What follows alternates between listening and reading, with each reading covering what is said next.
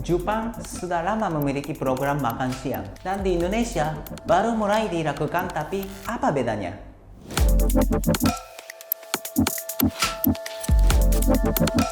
Ketika saya masih kecil, saya juga makan siang di sekolah.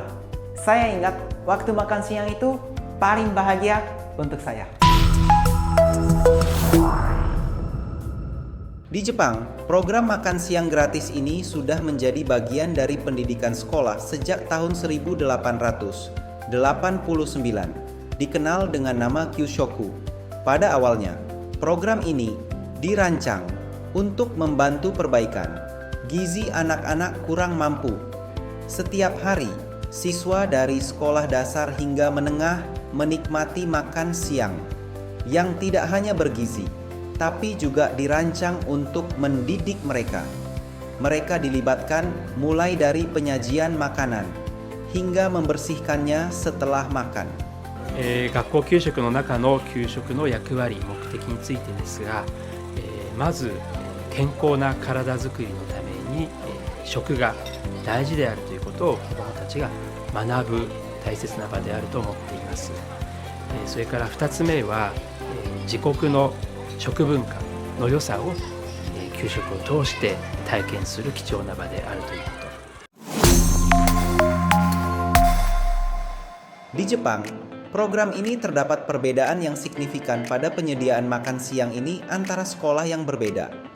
Umumnya, beberapa sekolah menggunakan metode memasak di dapur sekolah. Namun ada juga yang menggunakan metode dapur komunal, yang dimana setiap hari bisa memproduksi 100.000 porsi hingga 10.000 porsi, serta metode delivery dari pihak catering. Tapi, semua metode ini sudah diawasi dengan ketat oleh ahli gizi, agar para siswa mendapatkan gizi yang seimbang.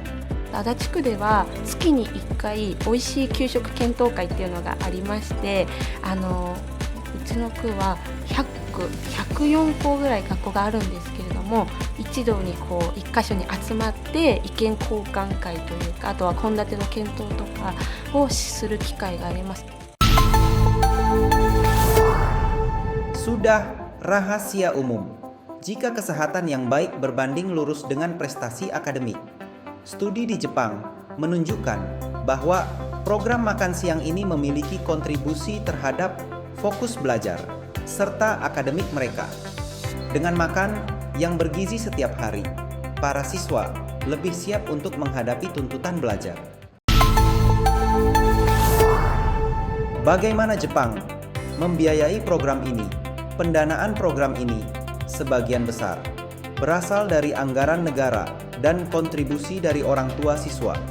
Biaya makan siang per anak per tahun mencapai 30.000 yen atau 3,2 juta per tahun untuk sekolah dasar negeri dan 37.000 yen atau 3,9 juta per tahun untuk sekolah menengah.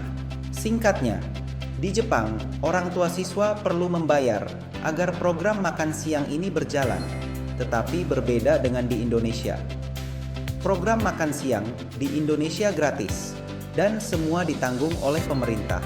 Salah satu program unggulan kita adalah kita mau kasih makan siang dan susu kepada semua anak Indonesia.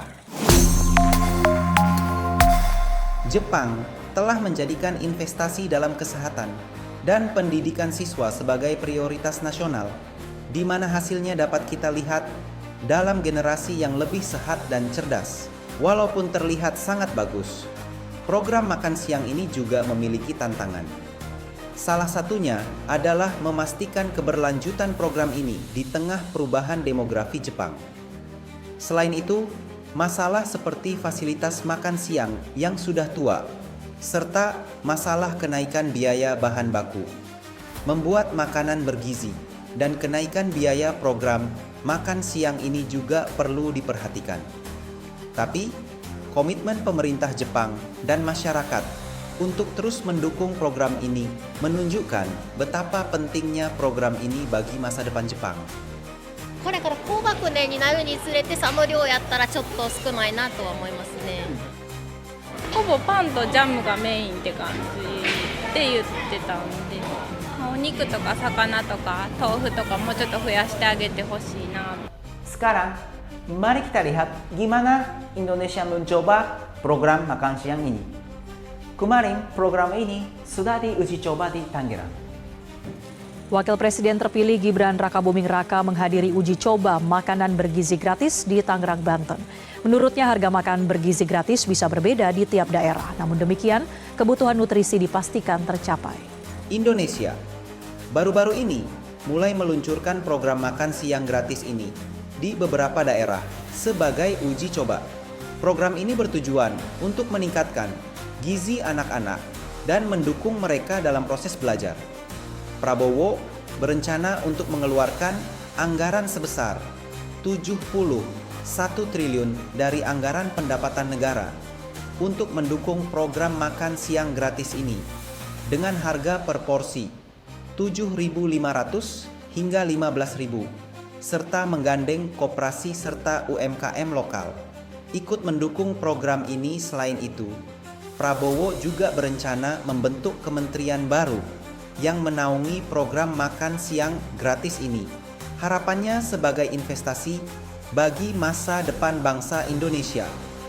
Nah, kita semua harus bisa makan bergizi minimal 1 kali sehari. Dan itu akan kita lakukan dan itu bisa kita lakukan, saudara-saudara sekalian. Berbeda dengan Jepang yang sudah memiliki sistem yang baik untuk program ini, Indonesia masih baru di tahap perencanaan dan uji coba. Selain itu, kualitas nutrisi juga menjadi salah satu fokus utama dalam program makan siang ini. Di Jepang, menu makan siang diatur oleh ahli gizi untuk memastikan kandungan gizinya. Sedangkan di Indonesia, tantangannya adalah menyediakan makanan yang bergizi dengan bahan, makanan, serta menu yang tersedia dari UMKM lokal di daerah setempat, sambil tetap mempertahankan kandungan gizi yang tinggi. Harapannya, program makan siang gratis ini bisa membantu memperbaiki gizi buruk siswa dan meningkatkan hasil belajar siswa. Beberapa studi menunjukkan bahwa anak-anak yang mendapatkan makanan yang cukup dan bergizi lebih aktif dalam belajar dan konsentrasi yang lebih baik di kelas. Sangat penting untuk memberikan makan siang kepada para siswa agar bisa belajar dengan baik. Namun, setiap ada program yang bagus, pasti juga selalu ada tantangannya. Masalah finansial, fasilitas, gizi, kebersihan, pasti akan ada banyak masalah. Bahkan di Jepang yang sudah mulai lebih dulu, juga ada banyak masalah. Jadi, apakah makan siang gratis Indonesia bisa sukses?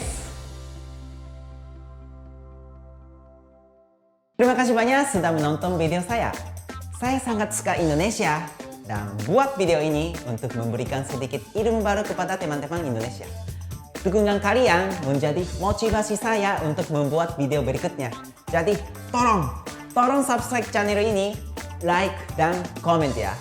Perusahaan saya Timdo, kami menyediakan layanan IT seperti pembuatan website dan aplikasi mobile, AI, serta konsultasi IT. Kami juga memiliki kursus yang ajarkan teknologi untuk anak-anak dan remaja. Kemudian, kami ada program yang mengajarkan bahasa Jepang untuk mendukung teman-teman bekerja di Jepang. Jika teman-teman tertarik dengan layanan kami atau ingin kolaborasi dalam bisnis, silakan hubungi saya. Saya sangat menanti kolaborasi dengan teman-teman semuanya. Arigatou!